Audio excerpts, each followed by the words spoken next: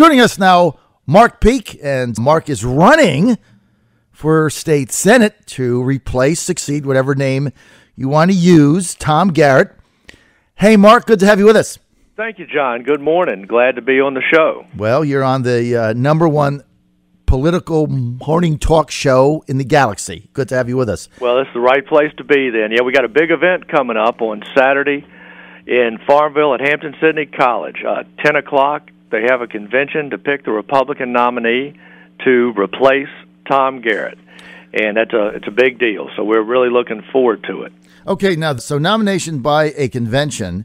So, and this isn't a mass meeting, right? You have to sign up for this and be a Correct. delegate? This is a convention. All the delegates are already signed up. The deadline was a couple of weeks ago. Everybody had to sign up by locality. And I'll tell you, John, we did incredibly well with the delegates. There are about 880 delegates signed up. Of that number, we signed up over 640 of those delegates. So we signed up a massive amount of delegates who are eligible to attend this convention, and we've been contacting them. We've got a bus going from Lynchburg. We've got them all lined up across the jurisdiction. We're going to fill up the Kirk Athletic Center at Hampton-Sydney and have this convention on Saturday. Okay, so bottom line, Mark Peake, you've got of the 800 delegates that were signed up who can participate in the convention. Sounds like what you're saying is we've got over 600 up. Right. Yes. The Peake team signed 600 up. So you've got 75% of the delegates signed up. So now it's a matter of just getting your people out, right? Getting them there. And that's what we've been working on since the deadline of signing them up. We've been working on getting them lined up to get there. And that's what the last several weeks have been, and that's going extremely well. So we're pleased with the people. First they committed to be delegates, and now they're committing to go to Hampton-Sydney on Saturday. So we're really excited about getting there. Now, Mark, tell us a little bit about your background and why you chose to run for the state senate in Virginia. I grew up in Virginia, John. I'm a lifetime resident of Virginia. I grew up in Roanoke and went to Virginia Tech for my undergraduate degree, then went to law school at Washington and Lee, and I've been a practicing lawyer in Lynchburg for the past 26 years. Defending people's constitutional rights for 26 years, as I like to point out, and hope to replace Tom Garrett as our state senator, another lawyer who has fought hard to protect people's constitutional rights. So I'm looking forward to doing that. I'm married. I have 5 children, and that's the reason why I'm running. I have a wife and 5 kids, 4 of whom are quadruplets. They are 19 now, but I want them to have a great state to live in and to work in and to seek jobs in. And I want their values to be protected, and I think that is why I need to go to Richmond to protect the values that are important to Virginians. And that's another reason why I think I'm the better candidate here, is I actually know the 22nd District as a lifetime resident of Virginia, having spent years serving in the district. I was a Lynchburg chair of the Republican Party for 6 years. I've helped numerous candidates, been involved in the party for over 20 years. Actually ran against Tom for the Republican nomination in 2011 and became very familiar with everybody in the district then, which is why I think so many people from throughout the district have gotten behind my campaign this time because they know me. And so I think that's my strength. And my opponent worked on Wall Street, retired from Wall Street and moved to Goochland about 10 years ago. And I think he was quoted in the paper. He's been spending quite a bit of time in each of the jurisdictions getting to know the district. Well, I'm not having to get to know the district. I know the district, and I think that's why I've been able to sign up so many delegates. And that's why I think I'm the best person to represent the 22nd District in Richmond. All right, so, Mark, let's get to your opponent for just a minute. So everybody knows the second candidate in that race is former Goochland supervisor Ken Peterson.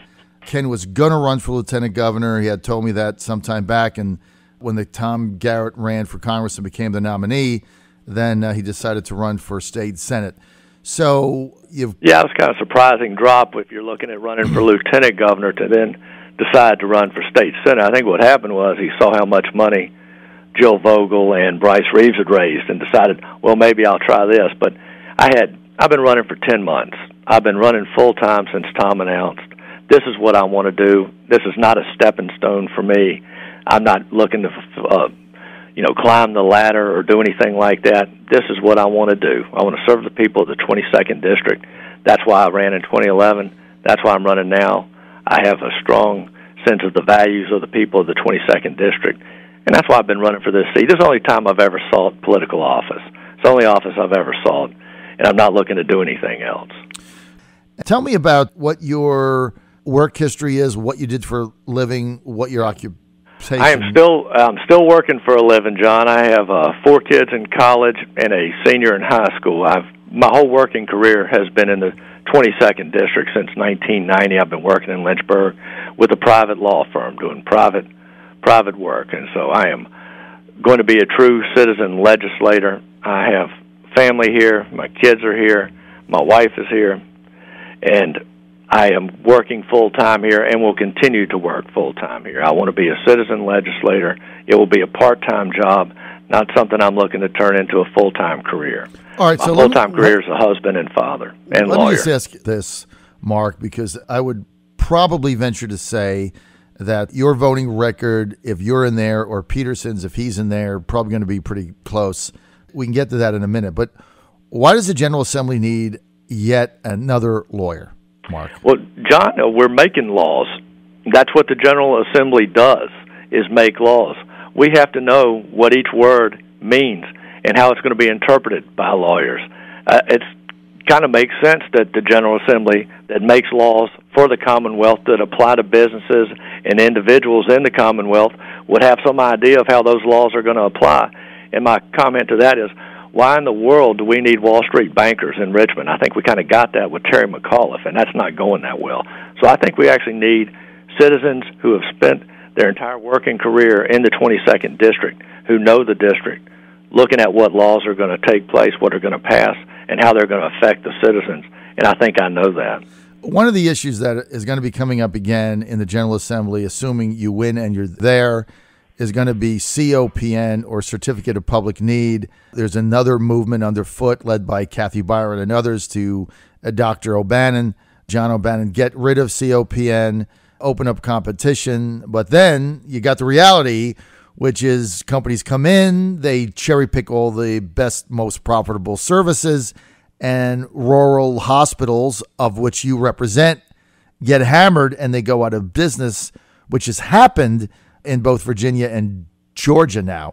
So how do you stand on that? Yeah, and Kathy Byron, I'm very familiar with her. She has endorsed me. Steve Newman in the Senate, who's also working on COPN, he has endorsed me. And Scott Garrett, who's also very familiar, who's a delegate who's also a doctor, is working with COPN. So I've been talking with them a lot about the bills that are coming up. I am all for free markets. That is, I am a fiscal conservative. I want free markets, and I believe in that. The only issue that we have with the COPN is that when the federal government comes in and tells hospitals you have to treat everybody that comes to your door, whether they can pay or not, that makes it not a free market. Right. And so that's what we have to work through. And so right. I will be working with the delegates and senators that have in fact endorsed me to see how we can make it more competitive, to bring more free markets in, while at the same time making sure that these hospitals that are forced to treat indigent patients can continue to survive. Especially in the rural areas. Rural areas, very difficult. They have very little. Right. Because look, when you deal with hospitals, and I start getting people tell me about free markets and the Heritage Foundation, it becomes a laughable argument, because there is no free market when you're dealing with hospitals because of indigent care and things of that nature. And so just so you know, I'm sure in this General Assembly, once again, I'm going to be fighting to stop the repeal of CPON, just so we're on the same page on that. And I understand, and I've talked with hospital folks, I've talked with free market folks, and we'll just I'll have to look at that when I get there. I know there are talks going on, there are meetings going on now, and that will be a very key issue. I will always look at both sides of the issue. I will always listen to everybody who wants to comment on an issue, and then I will make the best decision that I can based on my conservative principles. It sounds like you got an open mind. Okay. I've got a question here from George in Newport News. He says, ask Mark Peake what he thinks we need to do to flip Virginia to red, statewide Republicans have lost 7 consecutive races. What do you think we need to do? That is the key question, and we got 3 more coming up in 2017. We need to nominate good candidates, and then we need to get out there and work for them. And I tell you, what we're doing around here in the 6th District is the units are organizing. They're going door to door. They're keeping databases. They're logging this data in so that they can get Republicans to turn out. And that is something that we're going to have to do statewide. I think anybody will tell you that our turnout machine, our data, is far behind what the Democrats have. And that's what Obama used, that's what Clinton used, and I think we're playing catch-up there. And I think we can do it, but it takes a lot of hard work. It takes legwork. It takes going door to door. It takes logging in that data. That's kind of the same attitude I've taken in running for this seat. I've been going to meet people everywhere. That's why I was able to sign up so many delegates. It takes personal contact. You've got to get out there, and you've got to do the work if you want people to come vote for you. Oh, you're absolutely right. It takes a lot of work, and obviously you've done that. I got to tell you, Mark Peake, having followed these conventions for a very long time, getting 6 of the 800 people that your team has signed up. Now, you got to get them out Saturday, right? Got to get them there. That's you got to get them out. First is getting them signed up. But you got to get them signed up. And, of course, you get a lot of people that you ask them to sign up, and they do. And then to give up an entire day on Saturday before Christmas, it's a whole nother story. But your opponent has the same problem with the 200 people he signed up. Exactly. So if I get, anyway, all I'm worried about is people we signed up and getting them there. If we get our people there, if we get half our people there, we win. So we're going to get more than half, though. And I'll tell you, these are people that I knew, I met, I contacted, or people that were working for me knew and met and contacted. So these are very personal contacts, and they're coming, they're committed, and they are voting for me. And that's the opponent's having to try and flip these people because he doesn't have enough of his own, and we've far outmatched him, and that's just not going to happen. Right, it's very difficult to flip people that you've signed up, except that's committed if you're to me already, or my people, and so they've committed to folks who are working for me, so they know them. So we've just got to get them there. We're not getting lazy because job one's signing them up, but the bigger job is getting them there, and so that's what we're completely focused on right now. All right, and I think you said earlier that you don't think the General Assembly needs a Wall Street banker. No, I think we need somebody who understands the district and who spent his entire working career in the district, whose children were baptized in the district, who was married in the district, and whose children were educated in the district.